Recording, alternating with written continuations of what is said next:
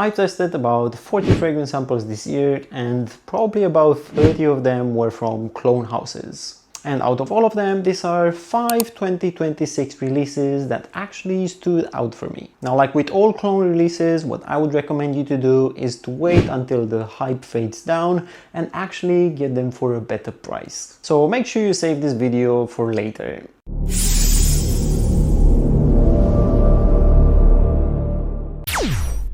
Starting up with Afnan 9 PM Night Out. And I will tell you this, if you like the original, you will probably like this one as well, because it shares that same apple lavender and tonka bean DNA. Now what this flanker does, it just darkens up the whole scent profile. It adds up a boozy tone in the opening and then a little bit of a suede leather that manages to bridge all the sweet notes from the base nose. Overall, it feels extremely smooth, very well blended for what it is. And if you would put this fragrance in a designer bottle, you would have absolutely no problem with this. In my opinion, this fragrance was also marketed very well. This will do exactly what the name says. 9 PM Night Out. Is it something a bit youthful, something that you would wear when you go clubbing, or if you're a younger guy and you want to elevate a little bit your scent profile? I do have to say, for the price that this goes, it's a very solid release. And for someone that absolutely hated the original to the point where I had to give it away, this one actually took me by surprise. Another fragrance that stood out for me after I had a poor experience with the house is Khadlaj Icon, and this is their take on the Bleu de Chanel exclusive DNA. Now this is different, not a one-to-one, and you should never expect any clone house to do a one-to-one to Chanel fragrances, and that's mainly because Chanel pays for their oils to not be shared with any other houses. So what Icon does, takes the exclusive DNA and it brightens up the scent profile. It almost feels like it sits in between Bleu de Chanel Parfum and Bleu de Chanel Exclusive. It's not as resinous, as rich as the original, and actually because of that, it's a little bit more versatile in my opinion. So for some people, this one might have a little bit more wearability. I would say that the original is a little bit more sophisticated, something that you would wear for like a special event or a special occasion.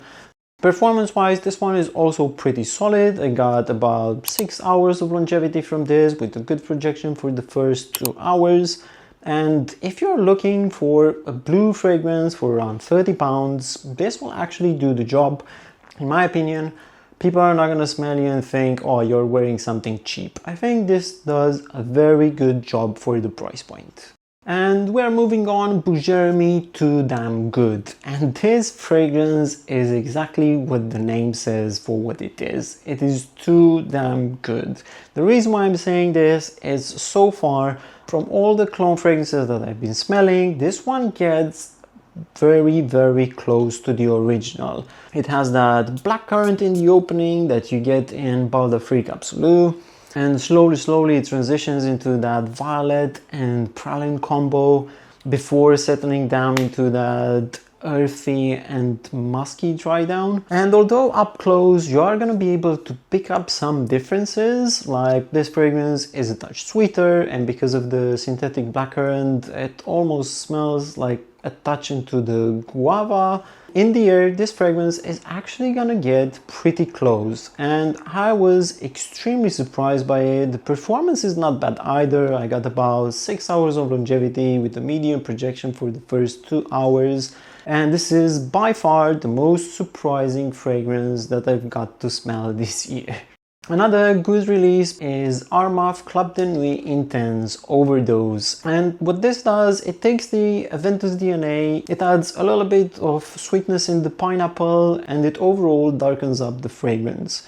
But when I say that the pineapple is sweet, don't think about something syrupy sweet. It does have like a nice smoothness, and it carries out throughout the whole fragrance as well. I think they did a very good job with this fragrance from start to finish. The blend feels very good, and it doesn't have that harshness in the opening like I've seen other people mentioning in the original Club de Nuit. I personally never smell any of the predecessors, but I feel like this is a very good release, and the only issue at the moment is probably gonna be the price point, so I would recommend you to wait until the prices are going down and the hype fades away. And before we go into the last fragrance, that is actually a very polarizing one. If you've enjoyed the video so far, it will help me greatly if you hit that like button, and also take in consideration subscribing to the channel. I do honest reviews like this every week.